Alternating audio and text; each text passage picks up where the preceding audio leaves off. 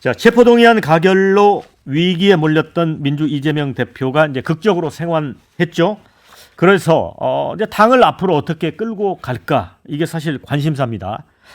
이른바 이제 가결파 숙청에 나설 것인가, 아니면 원팀으로 분열을 수습할지인데, 뭐 당분간 이 대표는 이제 병원에서 회복 치료를 이어간다고 합니다. 그런데 지금 당내 강성 친명계 목소리는 높아지고 있습니다. 어제 최고위원회 회의에서 정청래 최고위원은 가결파를 향해서 당원과 지지자, 국민들에게 피멍들게 했던 자해 행위에 반드시 외상값은 해야 할 것이다. 이제 외상값 받을 시간이다. 이런 얘기를 했어요. 이제 공개적으로 가결파 숙청을 예고를 했습니다. 하루 전날 홍익표 신임 원내대표의 원팀 공언 발언, 이걸 무색하게 만들어버렸죠. 오늘 방송에서 안민석 의원은 가결파를 그대로 둔다면 당나라 군대가 된다. 이 당나라 군대라는 게 이제 규율이 엉망인 이제 군대를 말하는 거죠.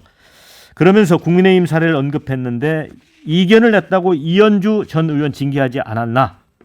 당은 그래야 한다고 했습니다. 자, 이게 이 대표가 당을 어떻게 이어갈까? 결국은 내년에 이제 공천으로 이제 모습이 확연하게 드러날 거라고 보이는데요. 자, 이거를 어떻게 보십니까, 하원기 부대변인? 저는 이재명 대표 그 구치소에서 나오는 길이 그랬잖아요. 누구를 죽여 없애야 되는 전쟁 말고 정치를 좀 하자라고 예. 대표가 그랬잖아요. 네. 근데 최고위원이라는 분이 와서 무슨 숙청 북한입니까? 무슨 국민들이 이거 보면 뭐라고 하겠습니까? 철 좀 들었으면 좋겠어요. 말도 안 되는 얘기를 하고 있는 거고요. 지난번에 이 방송에서도 얘기를 했는데, 민주당이 공식적으로 약속을 했어요. 체포동의안 넘어왔을 때 영장실질심사 받겠다고 약속했어요. 그랬더니만은 마지막에 가서 그건 비회기 중에 영장치라고 한 거 아니냐 이런 식으로 얘기를 하는데, 형용 모순입니다. 예. 그 불체포 특권의 풀네임이 뭐냐면 예. 회기 중 불체포 특권입니다. 그렇죠.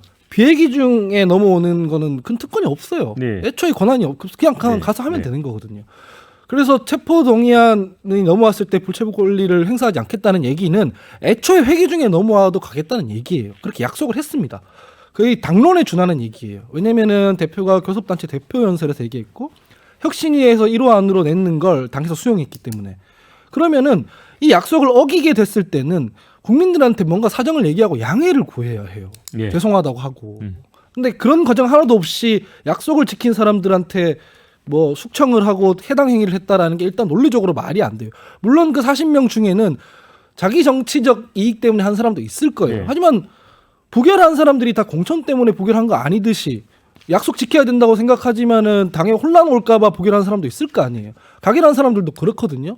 근데 그 사람 묶어가지고 전부 다 숙청하겠다, 이게 말이 안 되는 얘기고, 일단은 대표가 영장 기각받고 나와서 했던 그 사람을, 그러니까 누구 하나를 죽여 없애는 전쟁이 아니라 이제 정치를 해야 된다는 그 말에도 부합하지 않는다. 그래서 제발 좀 지도부쯤 되면 철 좀 들었으면 좋겠다는 네. 생각입니다. 박준호 위원장. 그 이재명 대표도 이제 아주 고민이 많을 것 같습니다. 이게 개딸 분들도 그렇고, 또 이게 왜 고민이 많을 거라 생각이 되냐면, 이미 수박으로 의심되는 지역구에서는 친 이재명이라고 이야기하시면서 지역구 활동을 하시는 분들이 꽤 많단 말이에요. 이거 있죠. 예, 김포에도 이미 한 분 예. 계시고. 그러니까 이런 분들이 오히려 이재명 대표의 올바른 방향을 못 잡게 하는 거 아닌가, 전 이런 생각이 들어요. 그래서 이게 이재명 대표가 누구 하나 죽이는 정치하지 말자 이렇게 공언을 함에도 불구하고, 네. 이미 지역에서는 그래야 된다고 또 다른 쪽에서 압박을 넣고 있단 말이에요. 그러니까 이런 것들이 좀 많이 혼란스럽지 않을까, 그게 좀 많이 궁금합니다. 어떻게 될지. 우리 서영주 부대변인. 네. 이게 보면은 저는 이런 생각이 들어요. 이제 그 지도부나 이런 이 뭐 색출해서 징계하자, 뭐 외상값 받겠다, 이런 부분들은, 그러니까 야당 대표가 가결돼서 영장실질심사라는 그런 초유의 사태가 벌어지면서 감정이 격해진 게 있어요. 그래서 특히 강성 지지자들이 너무 감정이 격해지니까 거기에 대한 분출구는 누가 해줘야 될 거 아니에요. 그래서 네. 처음에는 그런 얘기를 하는 부분에 있어서는 이해는 했어요. 아, 그럴 수 있겠구나. 좀 그런 부분들을 해소해 주자.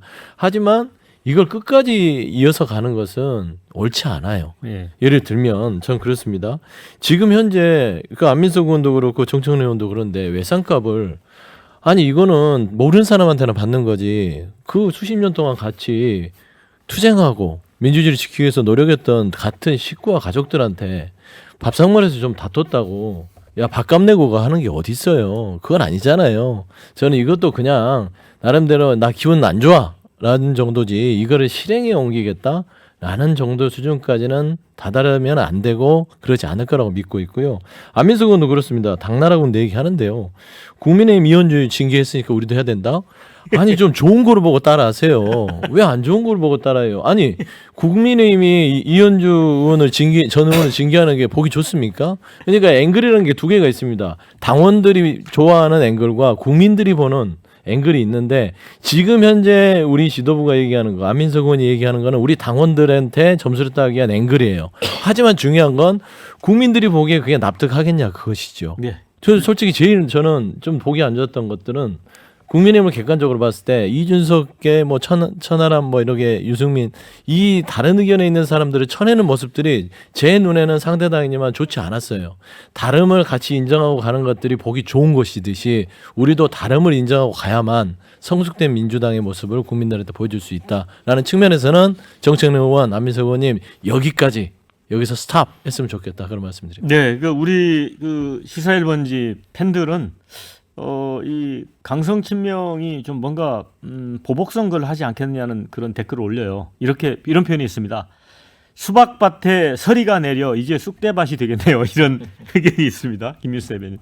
일단은 정청래 의원의 중진으로서의 무게가 없는 발언이었다. 뭐 국회가 이문 남기는 장터도 아니고 여기에 외상값을 논의한 것은 좀 적절치 못했다라고 판단이 들고요. 그리고 지금 여나 야나 외상값을 굳이 갚을 대상이 있다면 국민 아닌가. 지금 너무 멋진 네. 표현을 해주셨어요. 너무 오랜 기간 지금 국회가 마비돼 있고 민생들이 내팽개쳐 있었다라고 생각됩니다. 그래서 좀 여야가 힘을 합쳐서 국민들께 밀린 외상값 좀 갚자라는 생각이 들고 그리고 이제 저는 사실 민주당이 그 체포동의안 가결 전날에 이런 말들이 나오더라고요. 뉴스를 보고 의외다라고 했는데 자율투표에 맡기겠다, 당론으로 정하지 않겠다라는 말을 보고 와, 저 발언 때문에 저게 진짜 되면 우리 당이 조금 힘들어질 수도 있겠다라는 생각을 했는데 막상 그 다음 날은 세출하겠다라는 걸 보니까 중립 끼워 놨다고 우겼는데 실제로는 부결적으로 엑셀 세게 밟고 있었던 형국이다 이게. 네, 그래서 지금 이런 부분들이 국민들이 볼 때 민주당을 진짜 이재명 대표 체제의 독재 정당이다, 뭐 혹은 전체주의 정당이다, 반민주주의 정당이다라고 대려 공격할 수 있는 여지를 주는 것이다. 그래서 정청래 의원 정도 되는 중진들이시면 이제 조금 약간 말을 이렇게 품위 있게 해주시면 좋겠다라는 생각도 듭니다. 네,